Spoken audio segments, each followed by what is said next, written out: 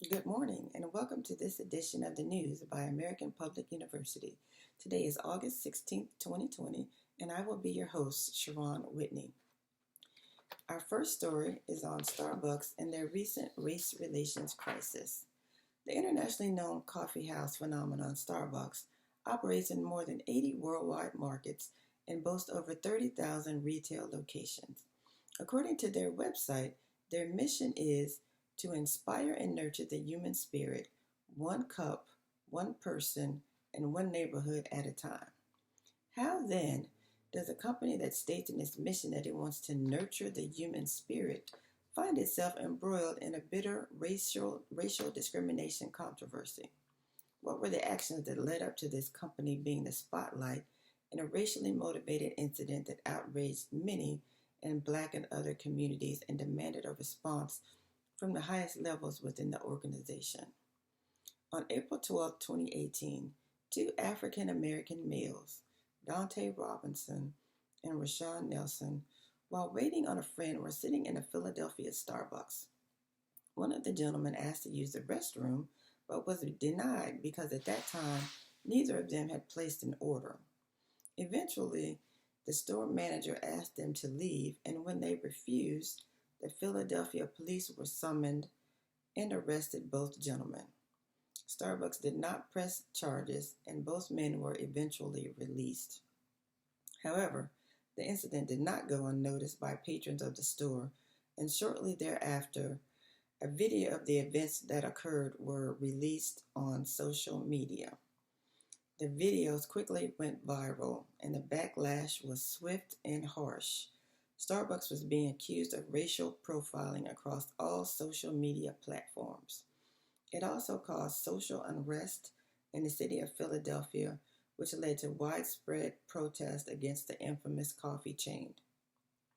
The immediate ethical challenges faced by Starbucks were how to defuse the situation, how to make the victims whole again, how to refute the impression of racial bias, and how to restore their reputation. 3 days after the event occurred, CEO Kevin Johnson released a statement of apology via social media. He also appeared on morning television shows to express his apologies and met personally with both gentlemen. In addition to receiving public apologies from both Starbucks and the Philadelphia Police Department, both Robinson and Nelson came to mutual compensatory agreements with Starbucks and the city of Philadelphia. The next task for Starbucks was to address the need for racial sensitivity training, so the company made the decision to close over 8,000 locations to conduct this training. This was an unprecedented move and was an indication that the company was committed to making sure that all of its employees understood the importance of treating all customers with the respect and dignity that they deserve. Their actions were significant in helping to restore their reputation and their relationships with employees, customers, and other key stakeholders.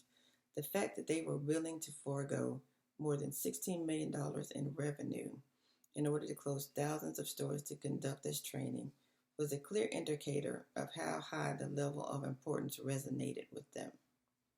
The importance and the controversy of dealing with race relations was not new to Starbucks.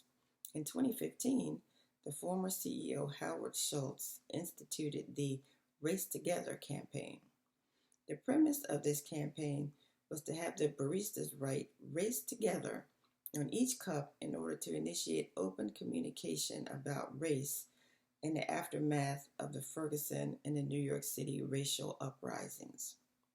Unfortunately, this campaign did not go over very well with the customers. Overall, the company has taken very deliberate efforts to face controversies head on. Their effort to tackle the problem, resolve the issue, and put steps in place to prevent further incidents of this magnitude from occurring are commendable. As Starbucks learned, proper training is an essential part of the strategic planning process. It takes more than just having employees read the mission, vision, and values statement during their new hire orientation, but it must be an example to be followed and ingrained in the mindset of employees across all levels of the organization.